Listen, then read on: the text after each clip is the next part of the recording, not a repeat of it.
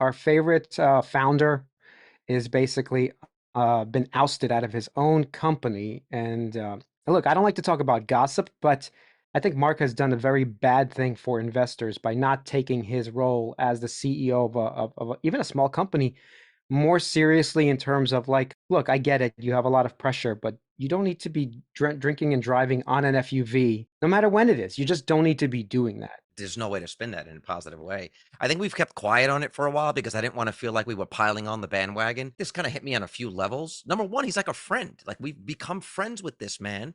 And on that level, it's just disappointed. It's like your buddy let you down. And not only that, I have money invested in the company. Well, that's So the on that's top the of other it, part of it. Like the first part of it is like the friend level. You first of all you say like I'm incredibly disappointed. I did expect better from you, especially if you're the keeper of the standard in your company and you don't hold yourself to a certain standard.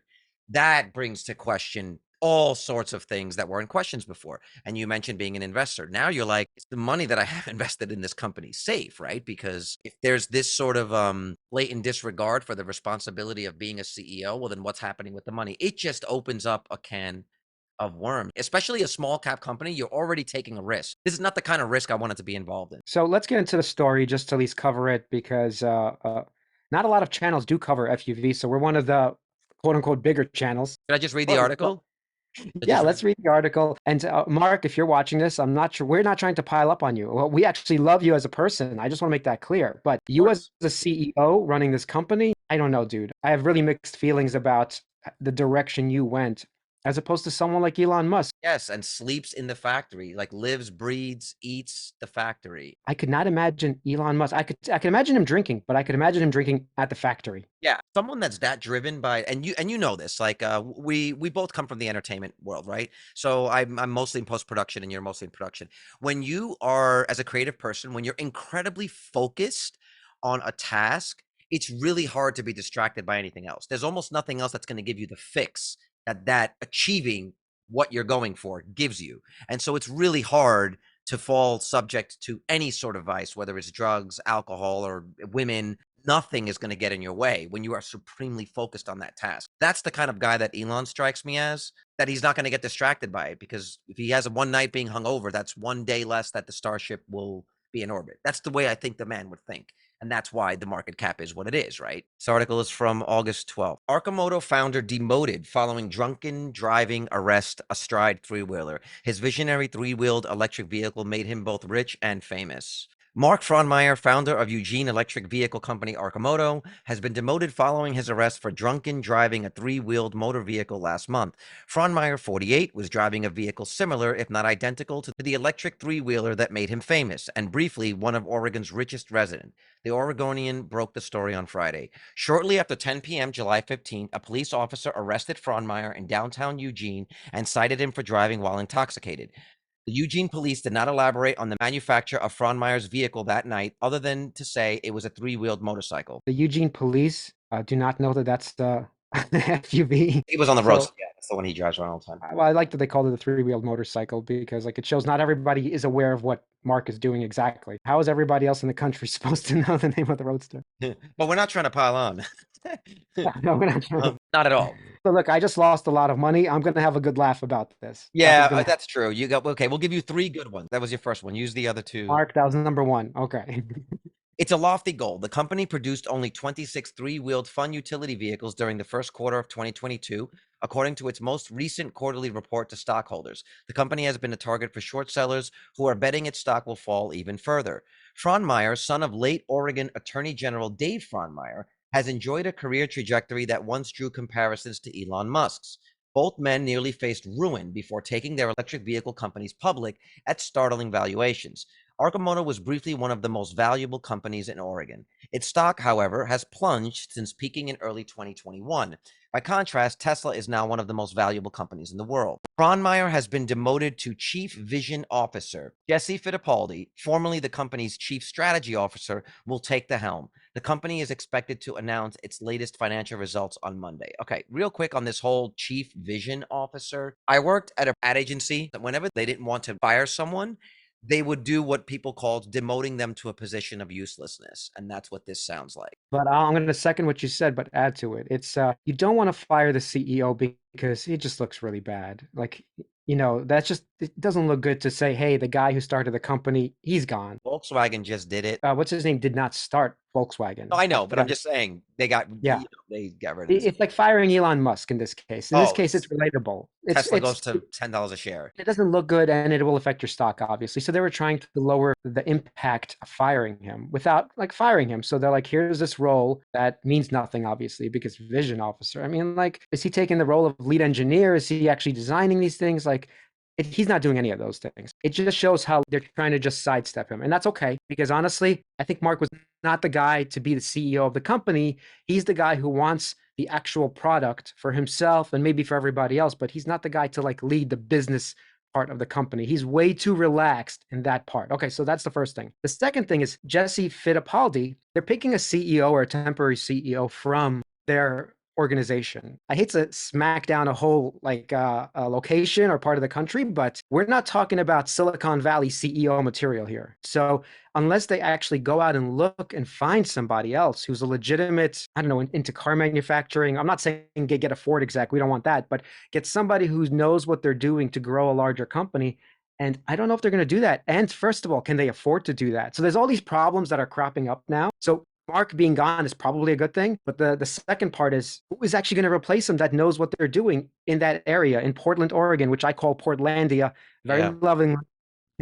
As an investor, that I am not so confident in the outcome of this. I'm not selling my shares. That money is gone to me. It's like disappeared. And if one day it returns magically on a unicorn with another $1 billion Listen, attached to if it, you love it, let it go. yeah, Jesse Fittipaldi, formerly the company's chief strategy officer, to me is a red flag on two levels. Number one, because I had issues with what the strategy of the company was. Number one was like pinning down what is it, right? This idea of multiple shots on goal, to me, it's like the two-in-one shampoo. It doesn't do either one of them well. I want to know one solid thing, do one thing, focus on one thing, right? Like me as an investor, if I've got a bunch of money in it, I should be able to tell someone else in one sentence over dinner why I invested the money to make them want to invest it. I never was able to pin down what that sentence was. The second thing is, even if I was on board with the strategy, the problem that they're having now is not a strategic problem. When Steve Jobs died, who did he put in charge of Apple? A supply chain guy, because that is the lifeblood. That's the circulation, right? If a company is an organism, the supply chain is the circulation, it's the blood moving around. What they need is a guy in production right now, or a supply chain guy, whoever the supply chain guy is, to get this company, now that you've got much more limited resources, to be much more efficient with the resources that you have and create products that people love. That's what made Tesla successful, is creating products that people love. That's what made Apple successful. Why fight that? Make the products that people love, get them out to the consumers as quickly as possible, let word of mouth take over, and be done with it. So the fact that they're going to a strategy guy, I don't think the problem has been strategy. I think the problem has been production and demand. Above all, for me, it's always been demand. let's focus on what you actually have. Like he actually had a product called a Deliverator.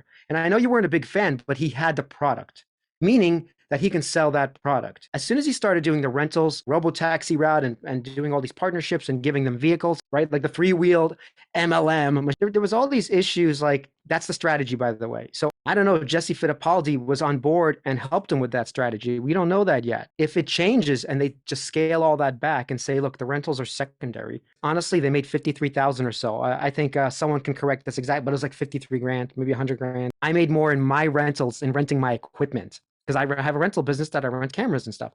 Yeah. How come I make more than Arcimoto renting than they did in a whole year? Before you continue, let me just a little rebuttal to that. This idea of the Deliverator being the moonshot, I think is ultimately so flawed. I think that's one place we vehemently disagree. And I'll tell you why. Even a company like Rivian, right? A company like Rivian that has the backing of Amazon to make the vans, put out the truck first. They didn't put the vans out first. That's where you get the real world data. That's where you perfect the product that you can then go make a commercial version of it that's more stripped down. And you're not getting that from drivers who are driving a truck every day. The Robo Valet was a great idea. And to be honest, that would have saved Mark If that vehicle could drive itself, that That's the vehicle long tail. That's the long I tail. I know, but I'm saying if that vehicle could drive itself, this is a thing that we talked about briefly with Warren, That's a big if what you're and saying, by the way. it's If that vehicle can drive itself. but it is possible. I mean, it's already somewhat No. possible with today's technology. But if you go that route and you think about like the end game, that's one thing that we talked about with Warren, who was a lawyer himself. It will save a lot of drunk driving accidents. It will save a lot of people from DUIs. If you get in there and even if you have like a breathalyzer, the vehicle determines you can't drive, will take you to a location and you're done. It will eliminate these things. So in that sense, more advanced technology on that sense would have saved this whole situation. Once again, I'm sorry. I'm sorry we have to say this even a podcast, Mark, because we do like you as a person and I would hang out with you and I want to still visit you and I still want to go to the factory. But I'm going to be honest that you've proven that you can't run this company. And I think it was a long time coming because we kept talking about it. And remember the first sign me and you discussed, it's almost a year ago now, where we said, why aren't they raising more money? Why are they not just taking the money right now? Like the stock is 17 bucks. Why aren't you taking the money? Stock is 12 bucks. They would have had $100 million and we wouldn't even be having a discussion because they're golden. They're not going bankrupt. Elon Musk is a visionary too, but at a certain point with the Model 3 ramp, it stopped becoming about all new products. We're not talking about new products. We're not talking about anything. We are focusing on getting this one thing made as cheaply as possible and as many of them as quickly as possible. Only reason the company survived. And even that company with a 10-year head start almost went bankrupt. What did Elon Musk say? They were like 3 months from being bankrupt. That's the margin of error you're talking about. Elon Musk showed us the model of how this could work. So we're all relating it to that. And it's a little unfair to Mark, obviously. Having said that, his company almost went bankrupt, just like you said. And he spent all the time focusing on making the factory that builds the machine. Say it's not the Deliverator. Let's say it's the FUV platform. The FUV platform, we need the Model 1.x. That's what we need. Fine. But then you pick something that you're going to go for and you just do it full force and forget about everything else, at least for 2 years. There are common traits among really successful CEOs. Elon Musk is not Steve Jobs. Like Steve Jobs doesn't know how to build the computer, but there's a quality that they have. In all of those super successful CEOs, there is a quality of I trust this guy. And they're not the nicest guys. They might be good people, but they're not necessarily the nicest guys. Let's face it, And they're but it's because they're supremely focused on a mission. Everything else is subservient to the mission. What really got a lot of respect from people for Elon Musk is that he wasn't going to ask people to do something that he himself was not willing to do. And he said in multiple interviews, I needed them to see me sleeping on the floor to let them know that I'm all in. Mark did that. He took the money from his previous company and he dumped it all into Arcimoto. He did what needed to be done, and he might have done it for a long time. But when it came time for the company to be public, I don't think he was able to take that next step of treating it like a bigger responsibility. Because just like you said, Elon Musk slept in the factory on the floor, not because he couldn't afford a couch, which everybody kept trying to give him a couch. He did it to show those guys on the floor that he will do anything to make this happen. There's 200 people plus at Arcimoto right now that have to keep their jobs. The guy who's sleeping in the factory is the guy who's going to win over the other guy. So this is what I get back to.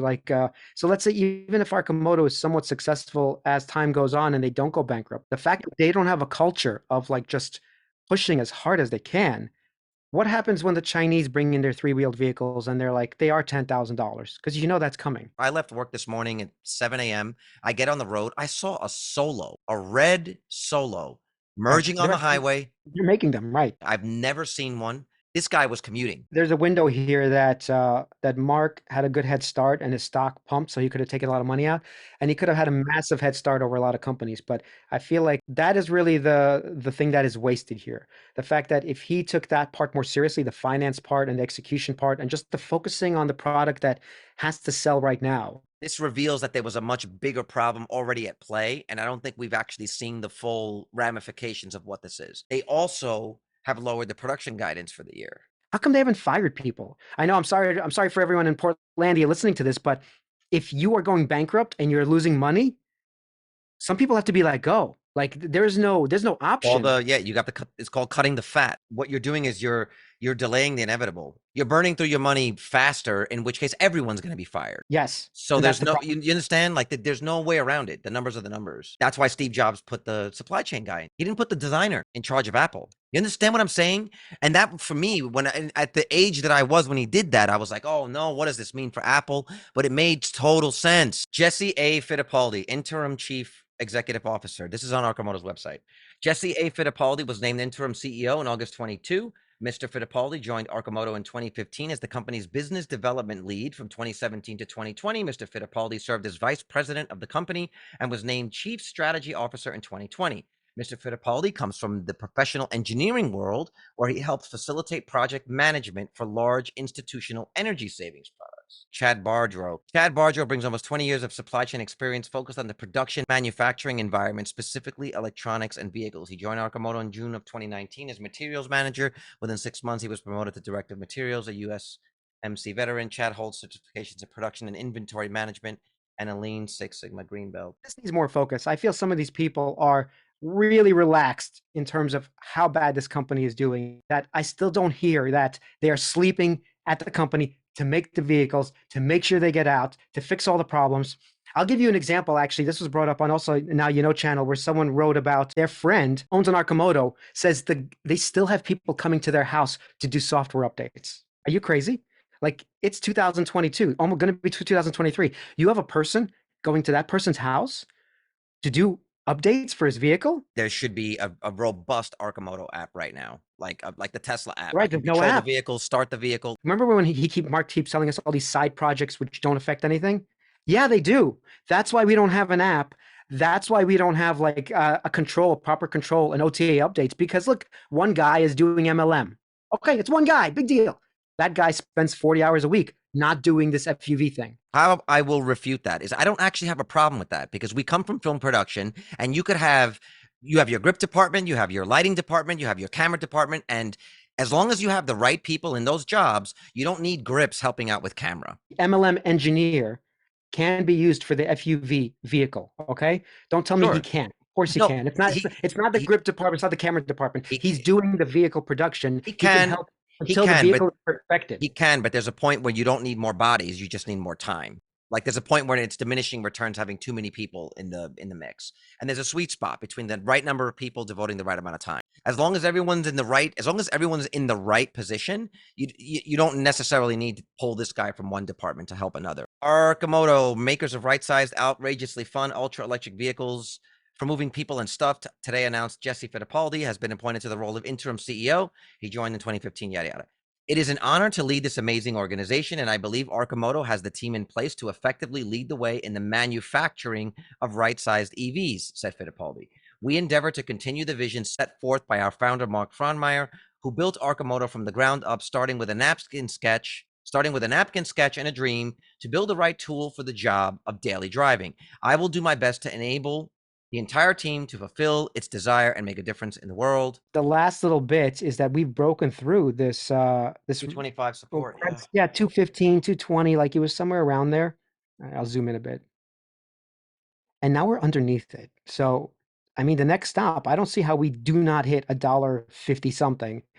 And then if that breaks, oh my God, it's like it's a And it's dollar. back to a Okay. dollar again. It's back to a dollar. And maybe that's the bottom. Like, I don't know. Or bankruptcy is the bottom, obviously. Then it's just gone. No, I But mean, this is a very dangerous investment right now. And the only thing that will stop this precipitous drop is Arcimoto itself. And I keep saying that watching these daily moves is totally useless because this stock is going down to $1.50, maybe a dollar, until Arcimoto actually says, we have sold X amount of vehicles, we have ramped up production, we have raised way more money than we need. Until they say certain things, this is like a dead stock. if you've got something that you want to say that you feel add something to the conversation, please put it in the comments below or join the Discord, and there'll be plenty of people that will want to hear it. All day long, people are talking about FUE on our Discord. So go ahead if you actually have a civil discussion that you want to have with us and with other folks that are FUV bulls and other companies. We have Enovix bulls, we have Enphase bulls, me, of course.